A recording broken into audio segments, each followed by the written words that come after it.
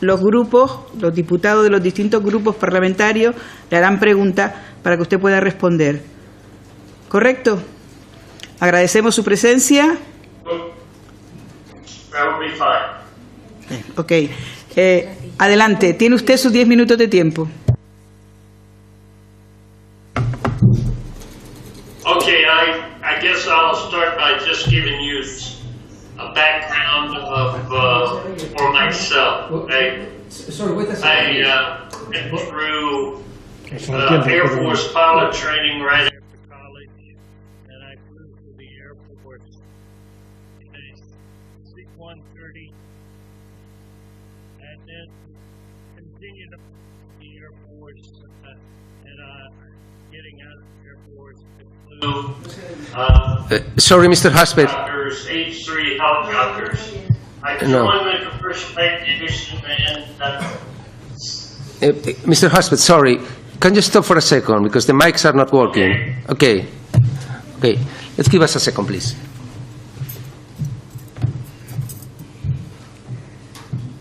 sorry. No, nada de nada. A él sí, alguien oímos al traductor. Es a la traductora a la que no escuchamos, sí. Exacto.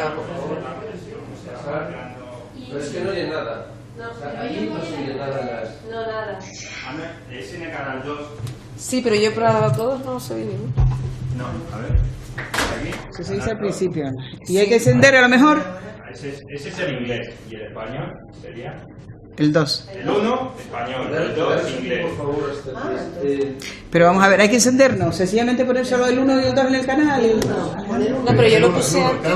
El 1, español. El español. Pero es que no, no me va al 1, se me queda en el 2 ahí. Ah, correcto. El nivel en el lateral. Si queréis más volumen, ¿vale? En el lateral está el golpe.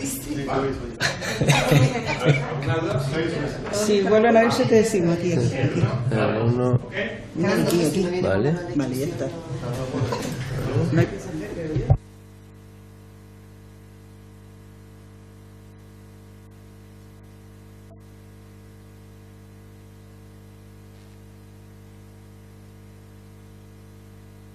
Adelante. Sorry. Can you start again, please? Okay. Because we missed the beginning. Thanks. Venga. I will just give you a little background. My background. Are you hearing me now? No se oye nada. El único que oye es Charo.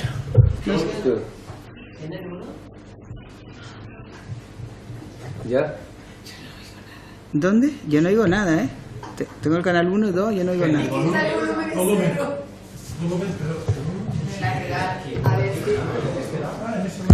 Venga, vamos ya. Well, it's on my computer, and I'm not sure exactly where it's located, but I'm as close as I can get to the computer. And is it still fluctuating?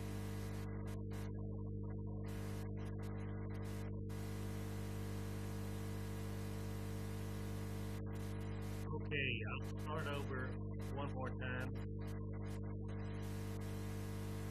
Is that working okay now?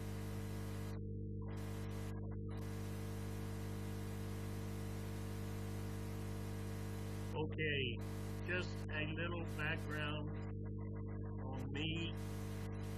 I spent a total of 28 years in the military flying C-130s and H-3 and Black Hawk helicopters. During the same period of time, I was in commercial aviation, and I have flown for many airlines. Braniff is one, Eastern is another one, Pan Am is another one, and I finished my career in the United States with a company called Spirit, flying Airbuses. When flying with Spirit and a little bit before, I was flying the MD-80 as both a check airman and a chief pilot. When I had to retire at age 60 in the U.S., I came to Europe and started flying for MAP out of Vienna, flying MD-80s, and eventually I was something of a check airman. And a period of time when we had an incident in Lanzarote, we were flying out of Madrid, flying MD-80s, and I can't remember the airline we were flying for, but they had broken airplanes, and we came and substituted flying for them. One incident out of Lanzarote, the plane took off from Madrid and had no problems, and then when it got to Lanzarote and turned around, they took off and forgot to put their flaps down. At that point, they entered, on takeoff, they entered a stall and almost killed the 150 or so passengers on board. But they were able to come out of the stall, probably because they were at sea level and probably because that airplane had a little bit bigger engines.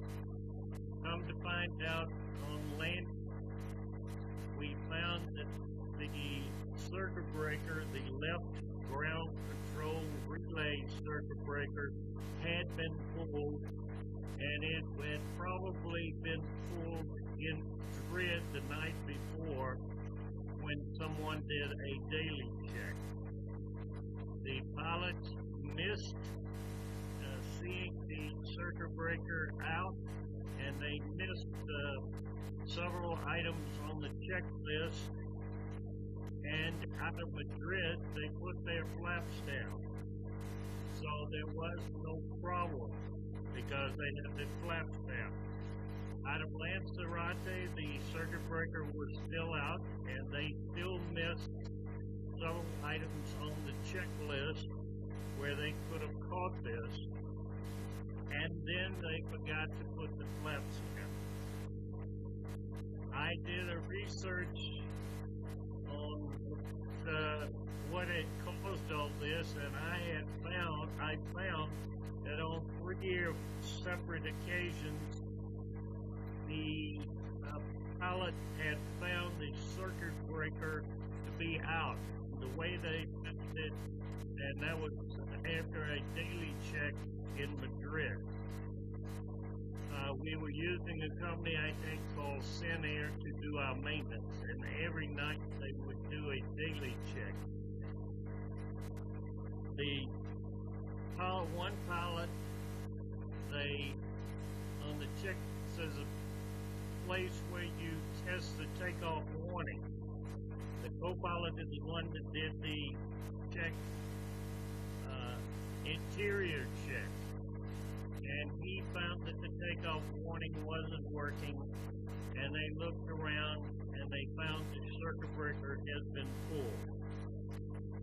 On the other occasion, they were taxiing out and they had a lot of weird indications where the TAT gauge was very high and a flag had gone across the DRI. And they were getting the indications. When they came back in,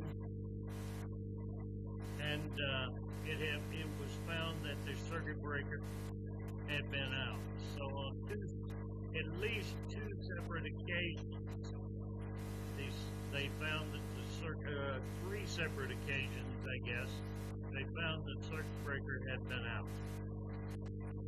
And basically, what I did after that was to go to every pilot and ensure they understood what the indications were that the circuit breaker was out, and make sure that they performed all their checklists properly.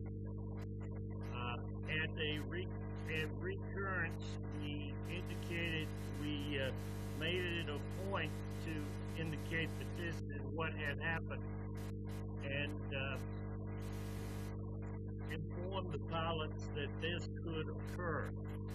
I tried to, we used a simulator up in Sweden with Swedish contract pilots, and I tried to get that information to them, and they weren't too receptive of it, and I'm not sure why.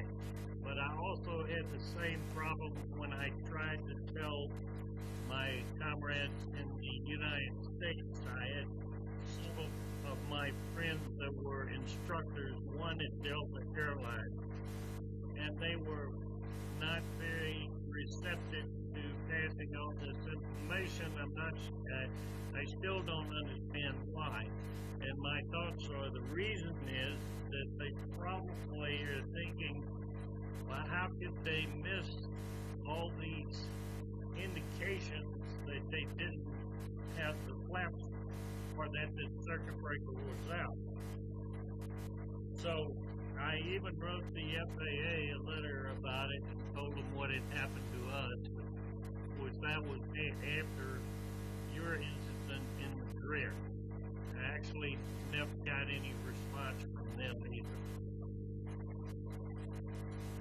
That's basically what had happened, and I'd be glad to answer any of your questions.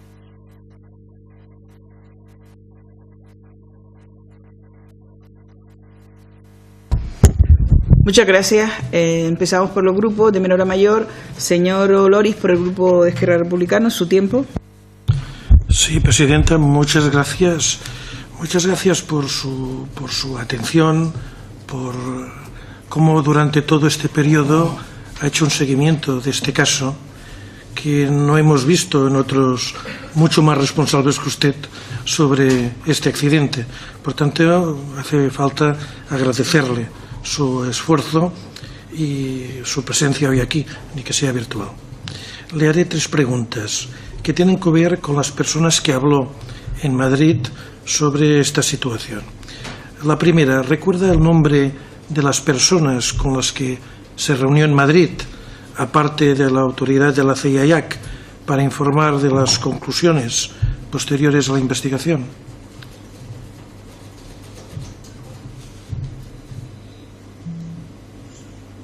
No, I do not remember. I do remember one was a lady with the civil authorities, and I did meet also with a Spanair Air pilot who was that had been asked to come in and meet with me and ask questions about what happened. But I don't remember their names. I'm sorry. ¿Sabe, si más no, las asociaciones, si habló con el sindicato de pilotos? A lo mejor este piloto formaba parte del sindicato, de algún colegio profesional, de alguna autoridad con la que concretamente usted hablase.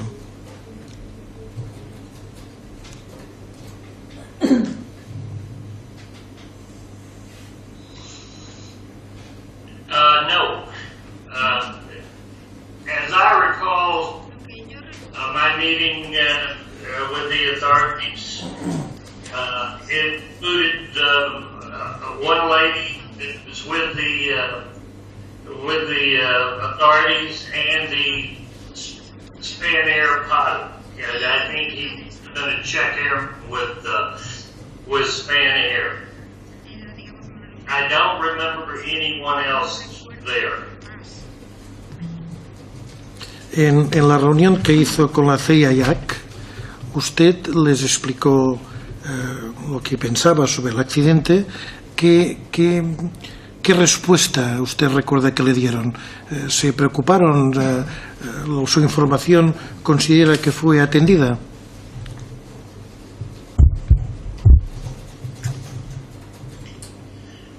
I think they were mostly concerned. It seemed to me like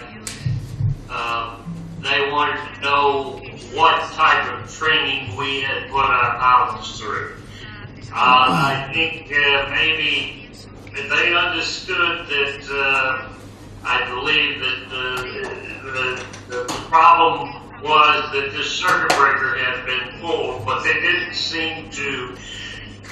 seem really responsive about that. They were mostly concerned to find out what type of training we had put all our pilots through. Una última pregunta. ¿Usted considera que un accidente de este tipo, con el tipo de aparatos similares, se podría volver a producir?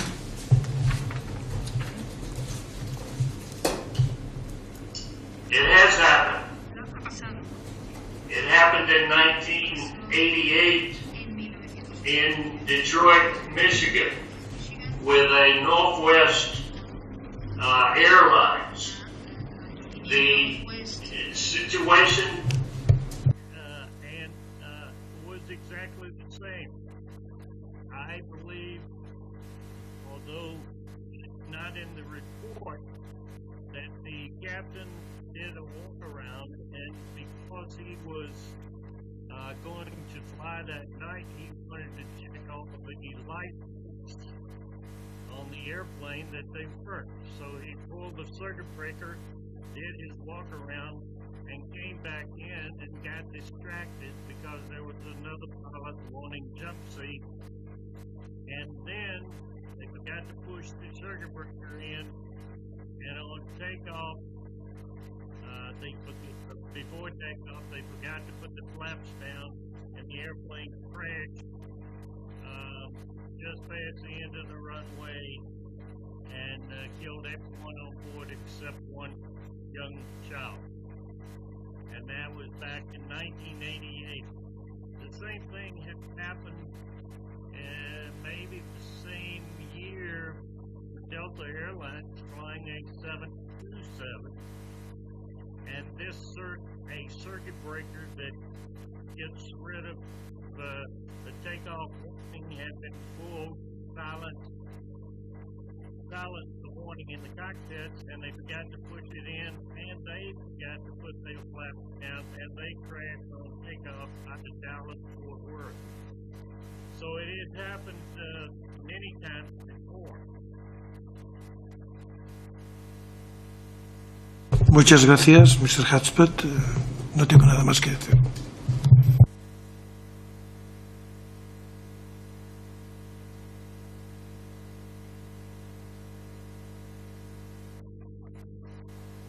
Sí, ¿Puede repetir la pregunta? Porque si usted, creo que no lo entendió el compareciente. Si la presidenta me orienta, afortunadamente, diciendo que usted ha explicado lo que pasó anteriormente. Pero mi pregunta iba a si puede suceder en el futuro, con este tipo de aparatos que aún vuelan, algo parecido.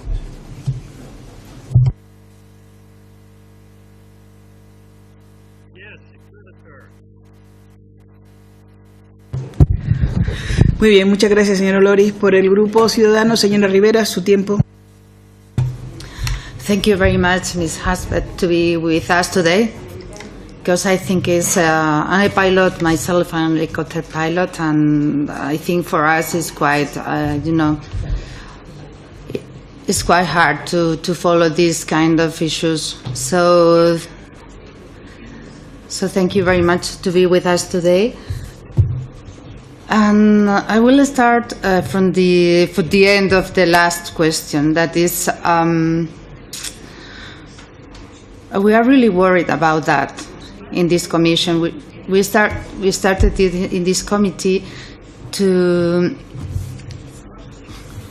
find not a solution, because accidents will always happen, but to try to be able to to find a way to improve the security in aviation. And I think learning from the mistakes of the past, I think, is a good way. As you said, I agree with you. I think this accident could happen again. It can happen anytime. So I'm a bit worried about that, to hear your opinion too. And, you said that you tried to contact with the American authorities, and they didn't pay any attention to you either. Is that true? Who you were talking with in that situation? I actually sent them a letter to the FAA, I think in Washington, D.C., and I explained what had happened to an airplane out of Lanzarote, and I explained what had just happened in Madrid. And I also brought up the fact that it had happened also before out of Detroit. I received no call or no letter in response. Mm-hmm. I think this is, I feel really bad to know about that, because the FAA is the maximum authority in the United States about security. So that's why I'm really worried. I think the Spanish authorities didn't assume at that time the responsibility, and we saw in this committee that they are still not assuming the responsibility of this accident. And I think this is the first thing we should do. I mean, I don't know, to be able to recognize that there were mistakes. As you know, there are no accidents that happens by chance. There are always more than one reason for them to happen. So, in your experience, what do you think? What can we improve to do the national security services and the international security services more concerned about security in aviation? I think further training and an emphasis has to be placed on teaching the pilots all the indications that you will receive if you have this circuit breaker, left ground control relay, circuit breaker pull. I found in my training that is somewhat glossed over the training, and they need to go to depth to train the pilots on all the indications that you will receive when you have this circuit breaker pull. In addition to that, I think that it should be a firing offense if a maintenance person pulls a circuit breaker without tagging it.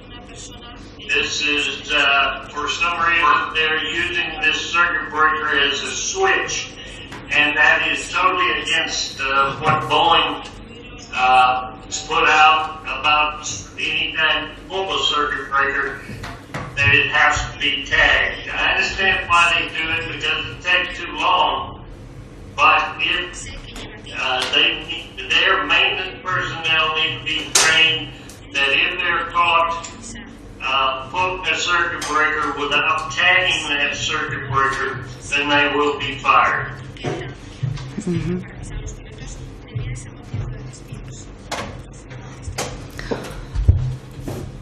But do you think it's a question of training, or is a question also of a fault of the design in the aircraft in this case? Well, I'm sure that there's a design that they could come up with that maybe they can have everything go right through that one circuit breaker. Every airplane, even the bigger ones, has got a method to change from on-ground situation to in-the-air situation. How they're designing that, in the past they've had that go through one breaker. Maybe they need to have it go through several circuit breakers.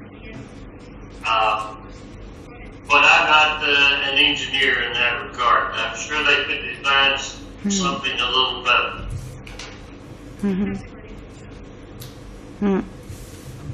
We were considering here also to do a redundant system of the tows. We were discussing this in this committee, and but at the end, Boeing they didn't consider to do that. They just decide to prove the tow system in every flight of the day.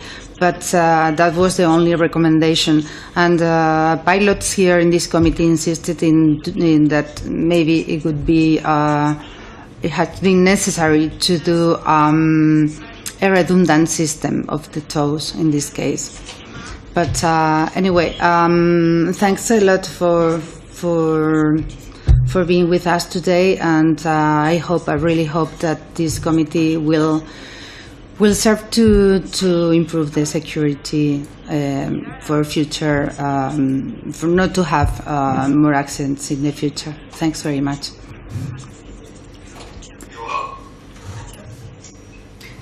Gracias, señora Rivera.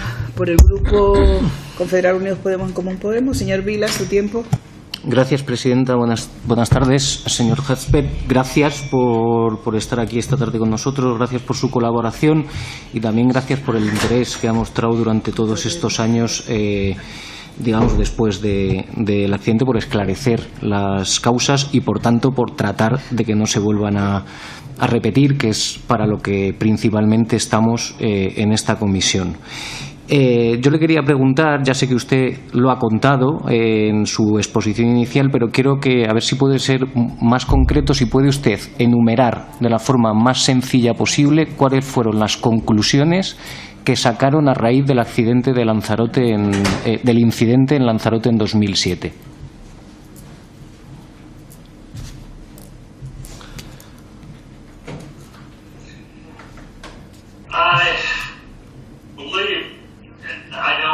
It's been some time since I read this report, but they basically stated that what had happened, that the circuit breaker was out, it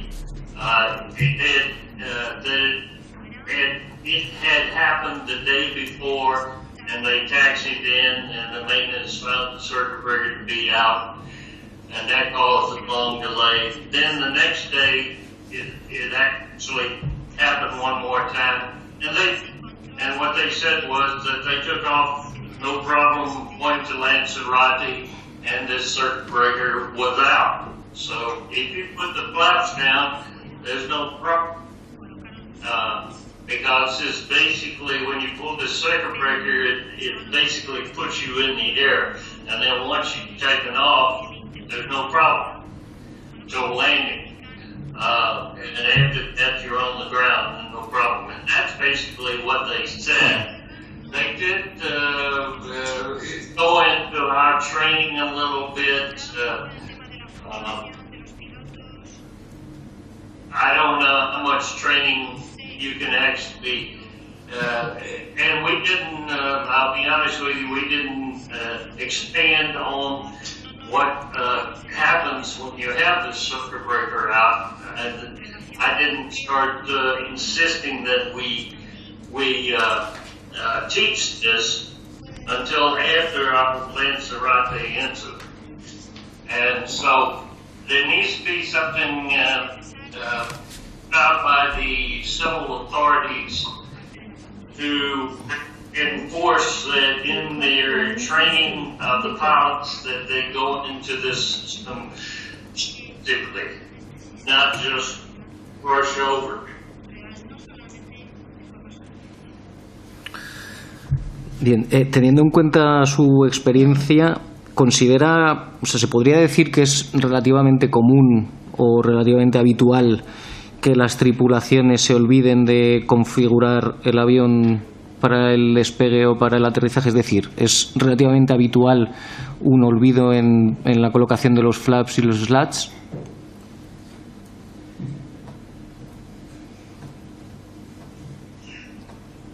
No, it's not. It shouldn't happen, but the number of flights that we have, it may have happened, and it has happened in the past, and not just with a MD-80. It happens with 727. It has happened with other airplanes. I think several years ago, the USA Today came out with I think it was USA Today, but they came out with an article that talked about how many times it had happened and actually not been reported. So it is unusual, but it does happen. I think that it happens often. Maybe it will happen once a year. Someone gets distracted. Or like the situation you had, the airplane taxied out and then it taxied back in. So that was a little bit of a distraction, and they taxied back out, and this time they forgot to put the flaps in.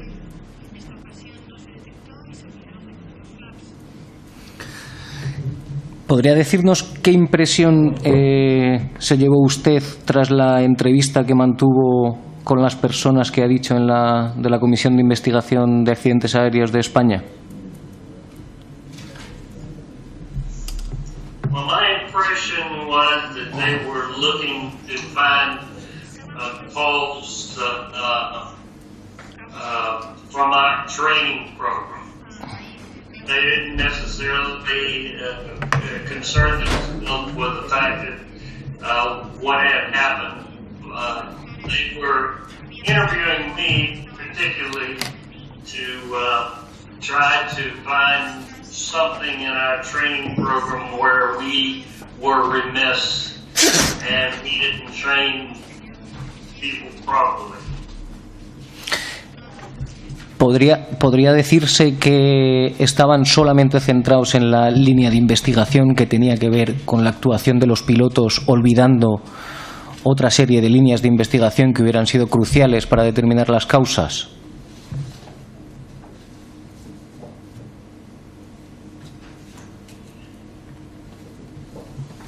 I can understand why they would focus on me because I represented our company. Did they look into maintenance side to see what was why they were pulling the circuit breaker every night? I don't know.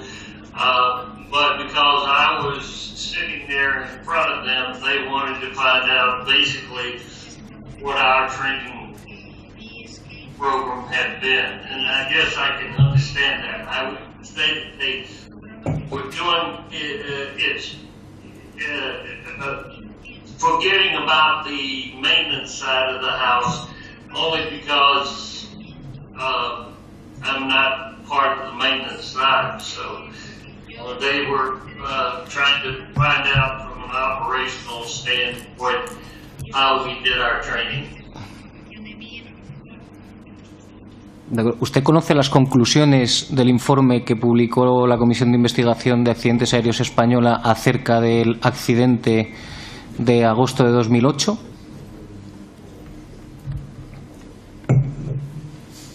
No, I have never been given a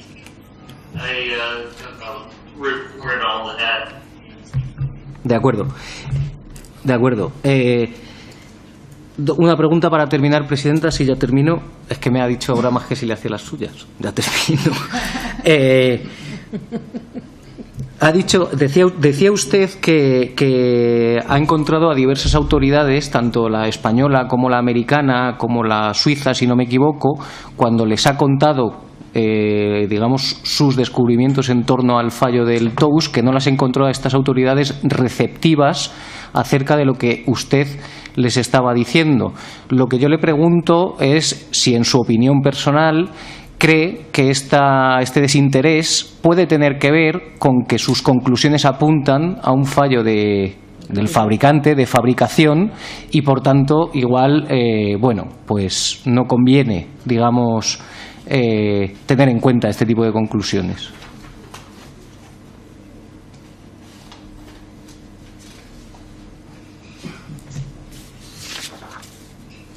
I never spoke with Boeing. The only people I spoke with, I didn't speak to anyone actually. I wrote a letter to the FAA, and the people that I spoke to, I didn't think I was.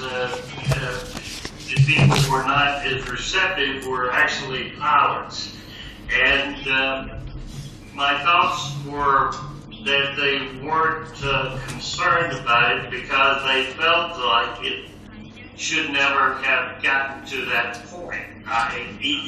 If they had done the checklist properly and the training, none of this would have happened.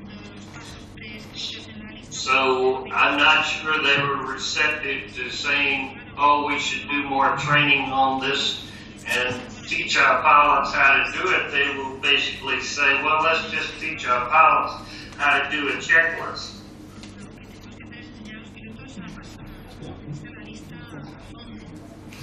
De acuerdo, muchas gracias, señor Haspet. No hay más preguntas. Muchas gracias, señor Vila. Por el Grupo Socialista, señor Franqui, su tiempo. Muchas gracias, presidenta. No sé si usted conoce el informe de la Comisión de Investigación del accidente de Lanzarote, las conclusiones del informe.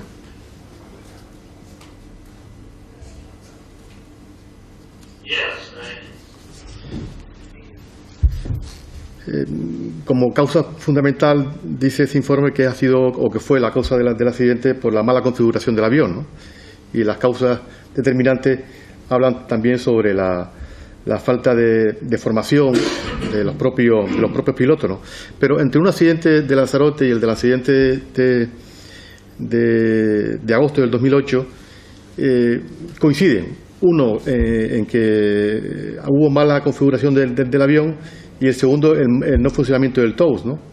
En un accidente y en otro, el no funcionamiento del TOUS por diferentes causas, ¿no? En el de Lanzarote es porque, como usted bien ha dicho, se olvidan el servicio de mantenimiento de poner el fusible, de haber sacado el fusible el día anterior, y en el accidente de agosto del 2008, desgraciadamente no hemos sabido por qué no funcionó el TOUS, ¿no? Usted, con su experiencia y su profesionalidad, ¿cuál cree usted que fue la causa principal del accidente de Lanzarote?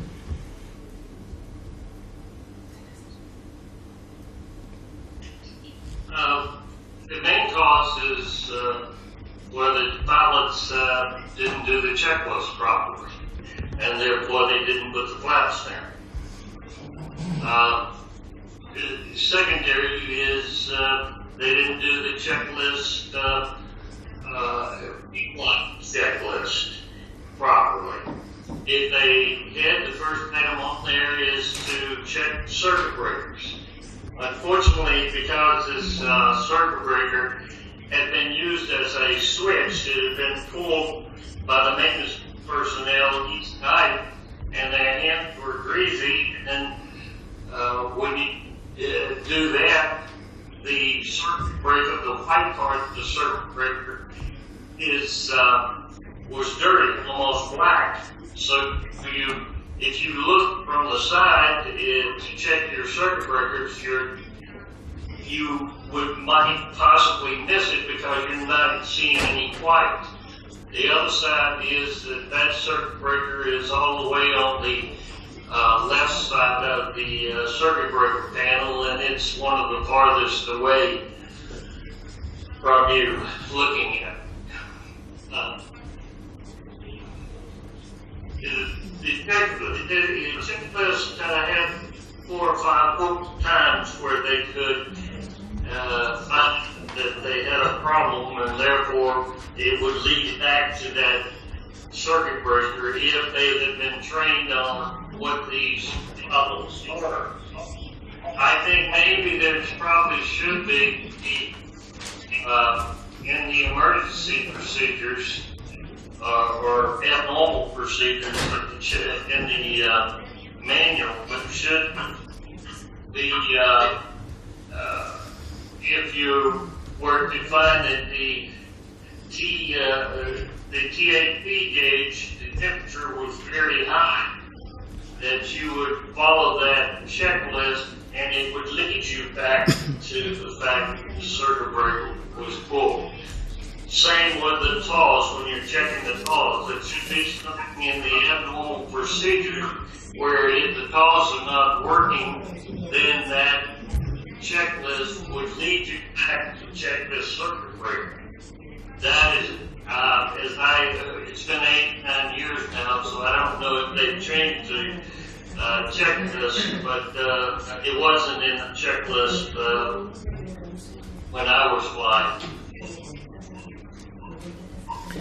Bien, usted ha relatado que en la entrevista que tuvo en enero del 2008 con los miembros de la Comisión de Investigación Española, percibió usted que había mucho interés por parte de los miembros de la Comisión en hablar mucho de la formación de los pilotos, ¿no?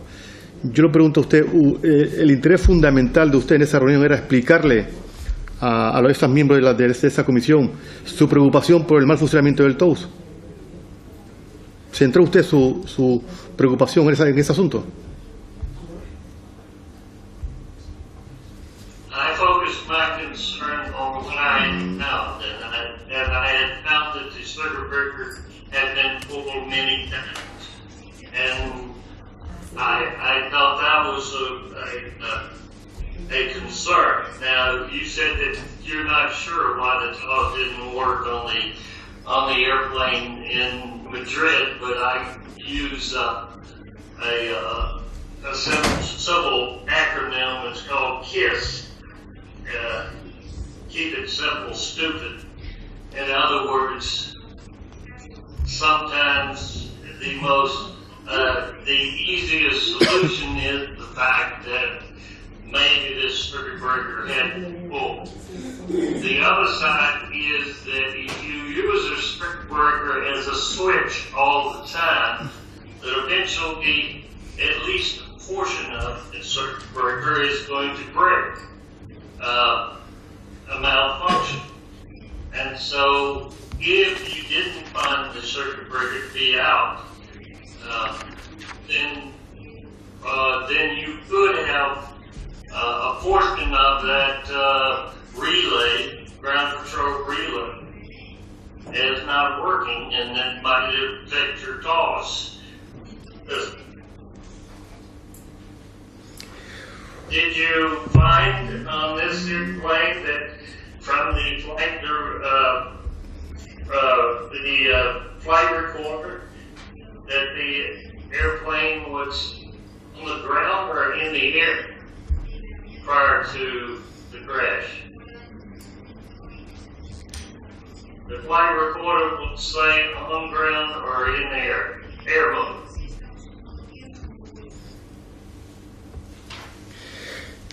Como piloto que fue usted, me gustaría que me respondiera a la siguiente pregunta, ¿no?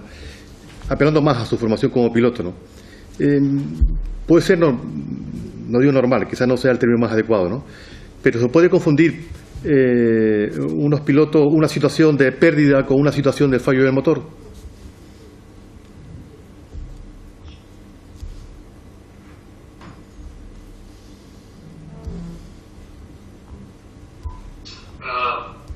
I'm not sure how you could confuse getting into a stall as being caused by engine failure.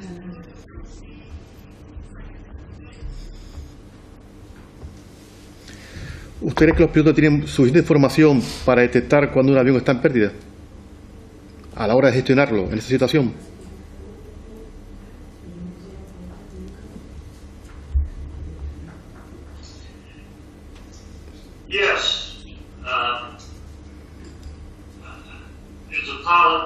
train stoles, but we don't train on low altitude stall like that. Now, Delta Airlines has a different procedure for their stall procedures. The first thing that they check when an engine gets into a stall is they go right to the flap and slat handle and put the slat out. If that had been done, or if people had been trained to do that, it would have saved the airplane. Y como última pregunta, centrada fundamentalmente al motivo de su comparecencia, que fue ese encuentro con la comisión con los miembros de la Comisión de Investigación española, ¿no? Usted en declaraciones a los medios de comunicación trasladó luego posteriormente que no encontró receptividad por parte de los miembros de la comisión a la hora de usted explicar la preocupación que tenía porque ese accidente se había repetido ya o había ocurrido en Detroit, se produjo en Lanzarote y su traslado a la comisión era que ese accidente se podía volver a recuperar, a producir, ¿no? ¿Usted confirma esas palabras en la comparecencia de hoy, que no percibió esa... o estaba preocupado más la comisión por otros asuntos que por la preocupación de usted de que ese accidente se volviera a repetir por las mismas causas que se produjo en Detroit y en Lanzarote?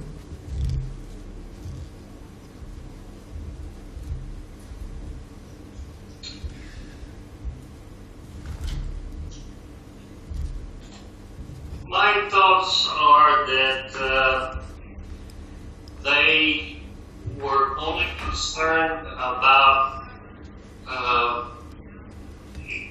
finding out what our training was.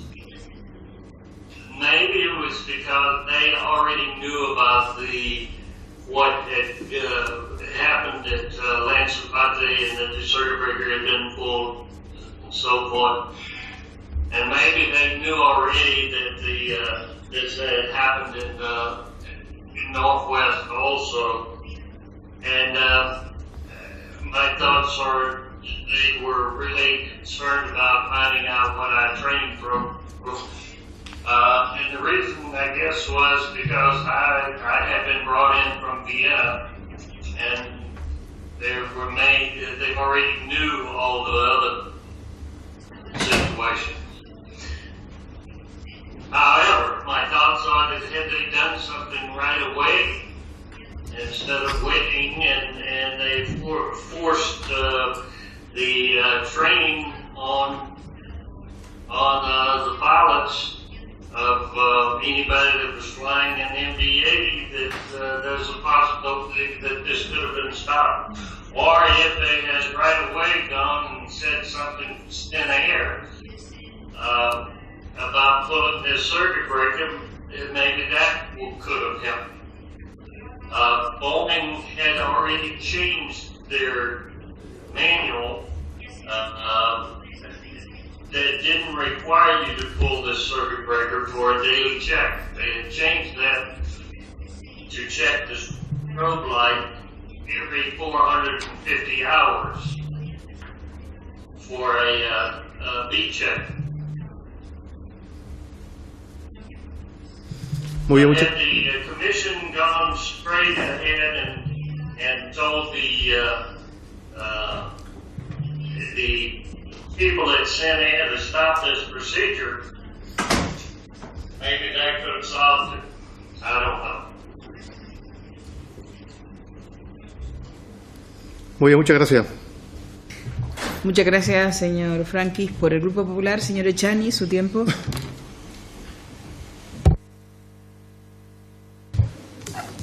Muchas gracias, señora presidenta.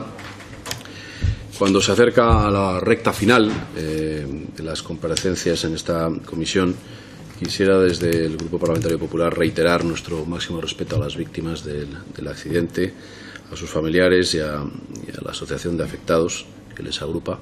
Somos muy conscientes de que este tiempo, estos años transcurridos han sido muy duros para los supervivientes y para sus familiares. Ahora toca una fase muy importante, que es establecer las conclusiones que contribuyan a evitar que vuelvan a producirse situaciones como las que causaron el accidente analizado y además establecer propuestas de mejora en el ámbito de la aviación civil española y la seguridad aérea para maximizar la misma y minimizando el riesgo y, por lo tanto, reconociendo los avances y mejoras que se han producido durante todo este tiempo, pues mejorar protocolos, normativas y ámbito de asistencia a las víctimas de los accidentes aéreos. Nuestro agradecimiento a Mr. Halspeth por comparecer hoy aquí, por su valentía, por su testimonio, ahora y en el momento en que se decidió hacer público en octubre del 2008 para que no se volviesen a producir accidentes semejantes.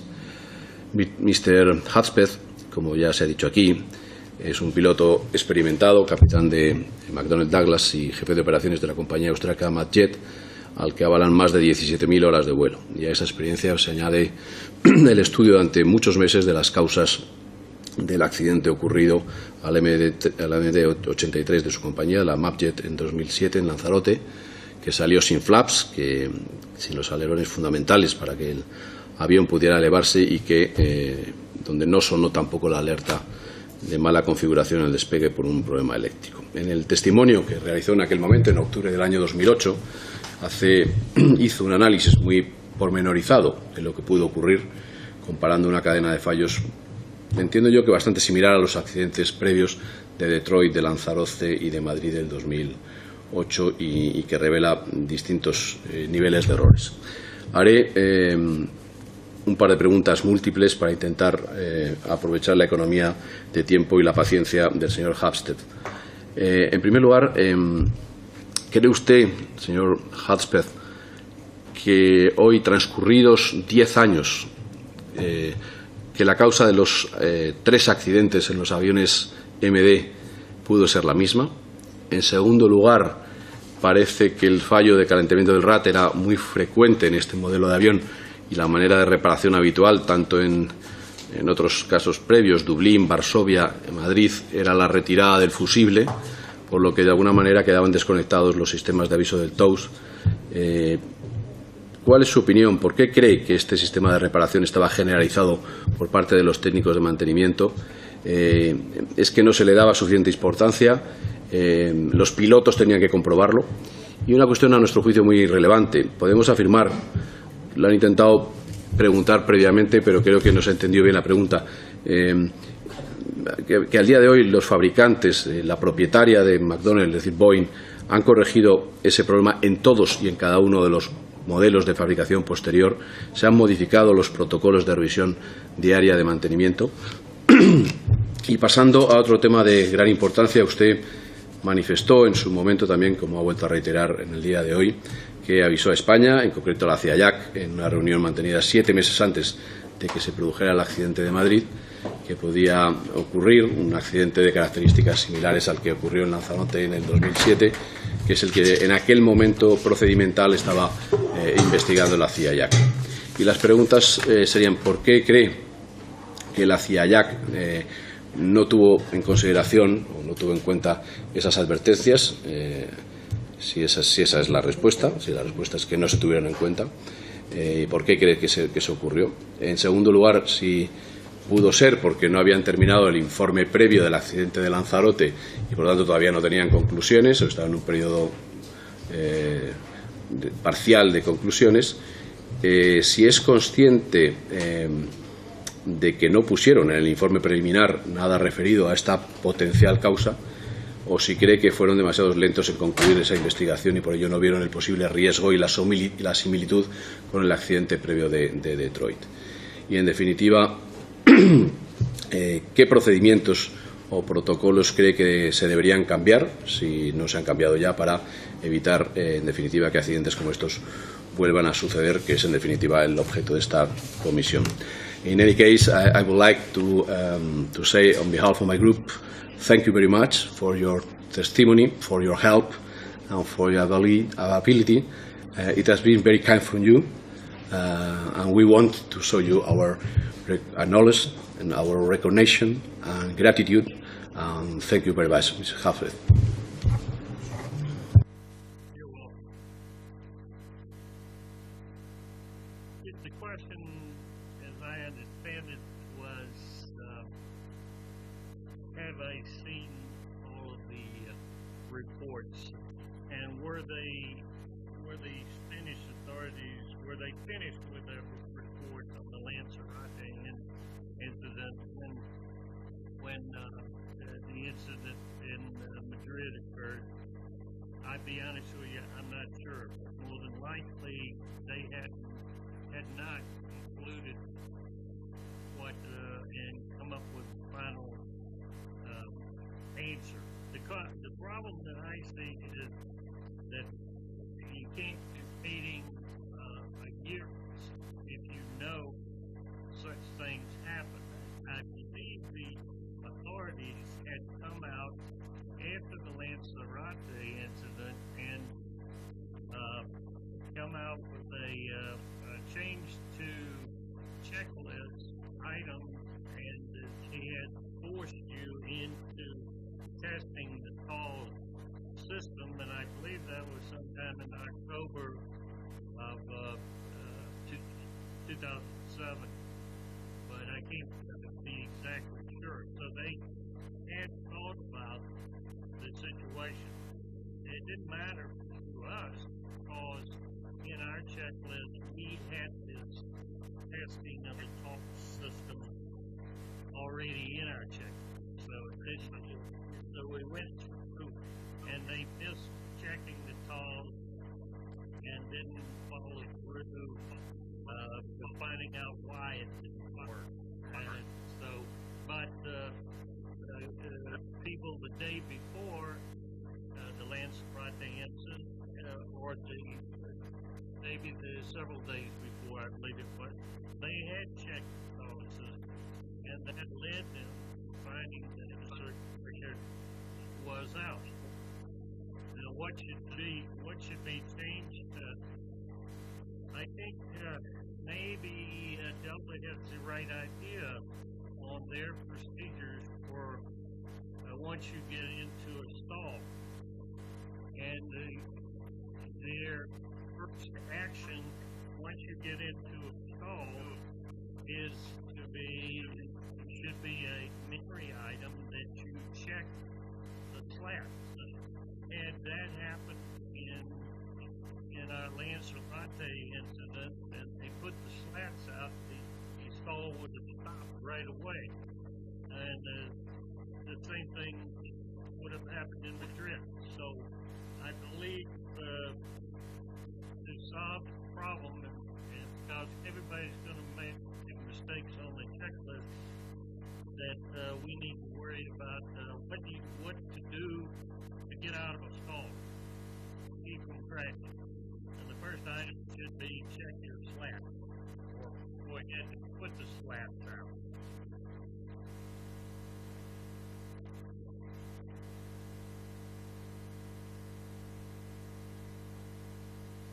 Muy bien. Muchas gracias, señor Halpert. Ha sido un placer escucharle. Buenas tardes, buenos días allí y sincera gratitud por su tiempo.